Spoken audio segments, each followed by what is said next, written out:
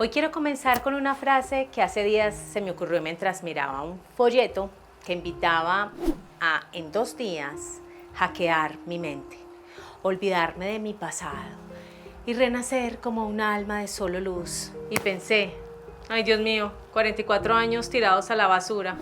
¿Qué pasa si de repente olvido todo mi pasado? Me voy a volver a enamorar de los innombrables, voy a volver a cometer los mismos errores. ¿Y qué va a pasar con estas canas y estas arrugas que hablan de experiencia, aunque no me gusten mucho? Y pensé, jamás. Y entonces tiré el folleto y me permití dar gracias por mi historia de vida. Obviamente no es perfecta, pero es la que me ha traído hasta aquí. Y la frase que se me ocurrió fue: la espiritualidad sin estructura es un autoengaño muy elegante. Porque eso sí, las caras sonrientes de la gente de ese folleto prometían, daban ganas. Quédate conmigo, porque vamos a desarmar con sutileza uno de los grandes mitos de nuestros tiempos. Que sanar es conectar, vibrar alto o alinearse, pero muchas veces sin mirar lo que realmente nos habita por dentro. Si alguna vez te has visto tentada a ver qué pasa en un retiro de estos, quédate aquí y comencemos. Soy Natalia Espinal, psicóloga, y te doy la bienvenida desde adentro. Mi propósito es acompañarte en tu proceso de descubrimiento, crecimiento y transformación personal. Quiero servirte de faro en los momentos que sientes que se apaga tu luz y solo necesitas una chispa para volverla a encender. Te acompaño a recorrer el camino más hermoso, ese que te lleva de regreso a ti. Bienvenidos. ¿Qué quiero decir con autoengaño elegante? Y entonces, para responder esta pregunta, comienzo por honrar la espiritualidad. Muy importante que quede claro. Sí, la espiritualidad existe, sí es real, sí es muy profunda y muy importante en la vida de nosotros. ¿Pero cuál? La que te confronta, la que te exige coherencia, la que te exige madurez emocional y la que te transforma, no en otro, en un mejor tú. Porque como me dijo una gran maestra y paciente un día, Nati, la espiritualidad es el trabajo interno sin máscaras. Ese que es el trabajo más confrontador, más doloroso, pero que me permite verme. A mí me pareció hermoso lo que me dijo. Sin embargo, hay otro tipo de espiritualidad. Esa que se siente deliciosa, glamurosa, esa que te hace creer que estás haciendo un trabajo interior, pero sin tocar lo que de verdad te duele, sin enfrentar aquello que te incomoda, sin asumir responsabilidades y solo disfrazada de frases como agradece, todo estará perfecto. Y eso porque es grave, porque en realidad en ningún momento te estás mirando para hacerte cargo. Entonces, si no sale bien, así debía ser, o no agradeciste fervorosamente. Y si sale bien, fue escuchado. O sea, tú no tienes ningún mérito ahí en esa historia. Es esa espiritualidad que sí nos suena a cuencos tibetanos, a mucho palo santo, nos llena de frases como todo está bien, confía en el universo, suelta, elige el amor. Y a veces son frases que terminan aliviando tensiones internas, sí, pero que además, ojo, que no son frases falsas, pero cuando las utilizamos sin responsabilidad y sin estructura, se nos convierten en anestesia. Una anestesia muy bonita con música de 432 Hz, pero anestesia al fin y al cabo. ¿Qué pasa entonces cuando la espiritualidad light se convierte en un refugio? Que muchas personas terminan cayendo ahí, y eso no tiene que ver nada con la ignorancia, eso tiene que ver mucho o todo con un dolor emocional que no podemos mirar, porque mirar esa historia no es fácil. Abrirnos es como sentir que abrimos una caja negra y eso nos da mucho miedo, o es remover historias que han sido difíciles y dolorosas a lo largo de nuestra vida. y porque además reconocer que vamos repitiendo patrones es profundamente incómodo, porque hemos creído que con tanto libro leído, pues ya deberíamos ser unos seres iluminados, ¿cierto? Y encontrarnos con que no sabemos amar bien todavía, que no sabemos cuidar bien de nosotros, o que aún seguimos buscando el afecto donde no está disponible y seguimos aceptando lo que no merecemos, es brutal. Y entonces la espiritualidad rápida es un refugio perfecto. Si medito lo suficiente, no siento. Si manifiesto lo suficiente, no enfrento. Si agradezco 1000 veces, no cuestiono. En conclusión, un bypass emocional único. Quiero sanar sin tocar la herida. Quiero avanzar sin llegar al origen o a la raíz. O por lo menos no sabiendo de dónde partimos.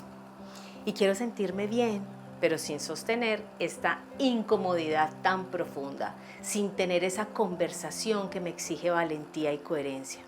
Y yo quiero que ustedes sepan que yo entiendo profundamente que esto es difícil. Quiero que sepas que yo, incluso como psicóloga, también busqué atajos.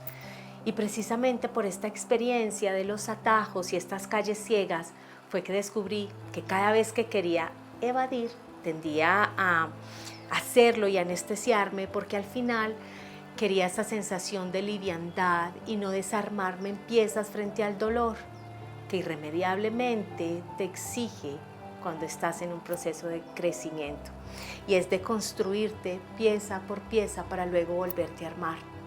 Sin embargo, no querer hacerlo representa un problema importante en nuestra vida emocional, porque mientras estos estados que no hacemos conscientes, que no sacamos a la luz, ellos terminarán dirigiendo nuestra vida y nada cambiará. Podemos hacer ayahuasca, retiros de silencio, cuarzos, rezar 108 veces al amanecer, pero si nuestro sistema sigue operando desde el abandono, insuficiencia, defecto, autosacrificio, vergüenza, exclusión, tu vida se seguirá organizando alrededor de esa carencia emocional, no desde tu intención real. Porque además los esquemas no responden a intenciones ni a deseos. Ellos responden a la supervivencia, y cuando están activos filtran la realidad desde allí. Por eso cuando yo escucho que mis pacientes me dicen: Natalia, ya hice todo espiritualmente, mi respuesta es dura y contundente: no has hecho lo que más te cuesta, estructurar tu mundo interno. Y te voy a dar claros ejemplos de esta anestesia. Puedes decir muchas veces: me amo, me amo, me amo, pero si sigues aceptando tratos en los que te desprecian, son afirmaciones sin conducta. Cuando respiras profundo, pero nunca le dices al otro no, es meditación sin límites. Cuando pides abundancia, pero le tienes terror a cobrar por el trabajo que haces, es manifestación sin acción. Y cuando agradeces aquello que te dolió para no tener que llorar, es gratitud sin procesamiento.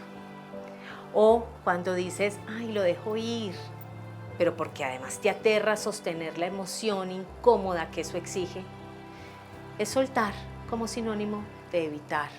Y es que al final esa práctica no es espiritualidad, es evitación con muchos adornos, pero evitación, que además es un modo de afrontamiento desde la terapia de esquemas. Ahora, vamos a lo que sí funciona, que propongo para ti desde esa espiritualidad hermosa con estructura. ¿Qué significa eso de estructura? No es matar lo místico, que a mí en realidad me aporta y me parece hermoso y maravilloso. No, se trata de darle un hogar al sistema emocional adulto. Es autoconocimiento de tus esquemas, regulación emocional, límites claros, trabajo relacional consciente, tolerancia a lo incómodo, aprendizaje sostenido, acciones coherentes con lo que dices desear. Y la magia ocurre cuando sanas tu base psicológica. La espiritualidad se vuelve un combustible, no un escape. Y entonces, en ese orden de ideas, meditar, sí, para escucharte; manifestar, sí, desde un adulto que es capaz de sostener lo que pide. Agradecer, por supuesto, pero sin usarla para negar tu dolor. Te abres a lo sagrado, sí, pero con los pies en la tierra. La mayoría de nosotros no necesita renunciar a la espiritualidad, necesita integrarla como si se tratara de un hermoso encuentro de dos mundos, porque hay herramientas muy valiosas en ese mundo. El silencio, la presencia, la conexión, el propósito, la intuición, lo ritual, la trascendencia. Pero todo eso requiere un yo despierto para sostenerlo. Si no, se te va a convertir en creo que estoy conectada con mi alma, cuando en realidad estás evitando sentir. Mi reflexión final para ti en este capítulo es que hoy necesitamos más estructura emocional para sostener nuestra propia magia, porque al final no importa cuántos cuarzos carguemos, si no podemos sostener una conversación honesta. No importa cuántos mantras recites si sigues traicionándote para ser aceptada. No importa cuántas veces visualices si tu esquema te impide abrir la puerta cuando la vida te toca. Y ahí es donde empieza lo interesante, donde la conciencia se convierte en responsabilidad, donde la responsabilidad se convierte en acción y donde la acción se convierte en transformación. Si este episodio te movió, compártelo con alguien que todavía cree que el universo está completamente a cargo, cuando en realidad lo que necesita es despertar a su adulto sano. Nos escuchamos en el próximo episodio. Y sí, seguimos caminando desde adentro.